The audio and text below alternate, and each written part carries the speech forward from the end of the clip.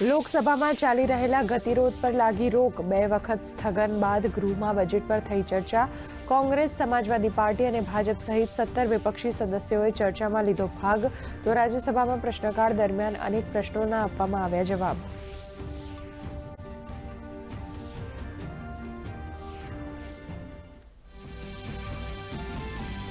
લોકસભા અધ્યક્ષ ઓમ બિરલાનો મોટો નિર્ણય. નોટિસ પર નિર્ણય ન આવે ત્યાં સુધી લોકસભામાં નહીં જાય ઓમ બિરલા.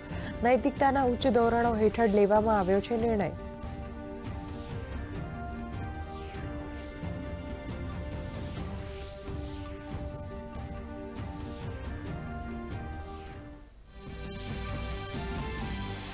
કેન્દ્રીય ગૃહમંત્રી અમિત શાહે સાયબર ફ્રોડ અંગે રાષ્ટ્રીય પરિષદનું કર્યું ઉદ્ઘાટન.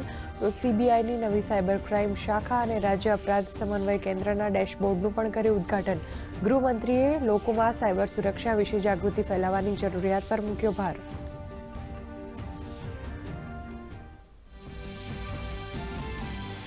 કેન્દ્ર સરકારે ડીપ ફેક એઆઈ દ્વારા તૈયાર થયેલા નકલી અને ભ્રામક કન્ટેન્ટ પર રોક લગાવવા બનાવ્યા નવા નિયમ.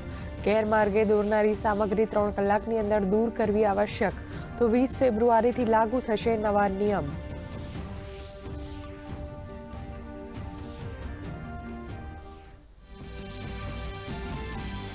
નીતિ આયોગે વિકસિત ભારત અને નેટ ઝીરોની દિશામાં 4 અભ્યાસ અહેવાલો કર્યા રજૂ, જેમાં વીજળી, પરિવહન, ઉદ્યોગ અને ખનીજોની માંગનો સમાવેશ. તો નીતિ આયોગના અધિકારી આર સુબ્રમણ્યમે કહ્યું, આર્થિક વૃદ્ધિ અને પર્યાવરણીય ટકાઉપણા વચ્ચે સંતુલન જાળવવા પુરાવા આધારિત નીતિ નિર્માણ જરૂરી.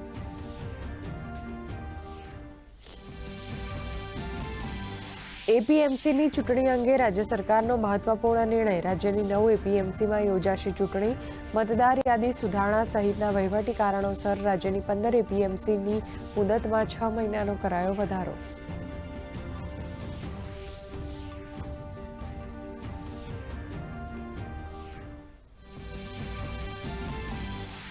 આવતીકાલે જૂનાગઢના ભવનાથમાં ધ્વજારોહણ સાથે મિની કુંભનો થશે પ્રારંભ. ડમરૂ યાત્રામાં જોડાશે નાયબ મુખ્યમંત્રી હર્ષ સંઘવી.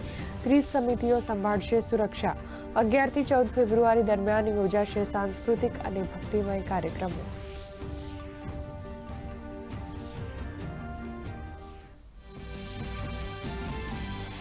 ભવનાથના મેળામાં રોપવેમાં ડિસ્કાઉન્ટ. ટિકિટ દરમાં 10% ઘટાડો. તંત્ર દ્વારા શ્રદ્ધાળુઓ માટે એસટી બસની પણ કરાઈ વિશેષ સુવિધા. 195 જેટલી વધારાની બસો અને 7,800થી વધુ ટ્રીપ્સનું કરાયું આયોજન.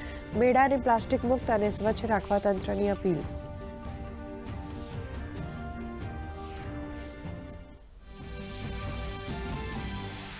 આઈસીસી ટી20 વિશ્વકપમાં આજે 3 અલગ મેચ. પહેલી મેચમાં નેધરલેન્ડનો નામીબિયા સામે 7 વિકેટે વિજય. તો બીજી મેચમાં ન્યૂઝીલેન્ડે યુએઈને 10 વિકેટથી હરાવ્યું.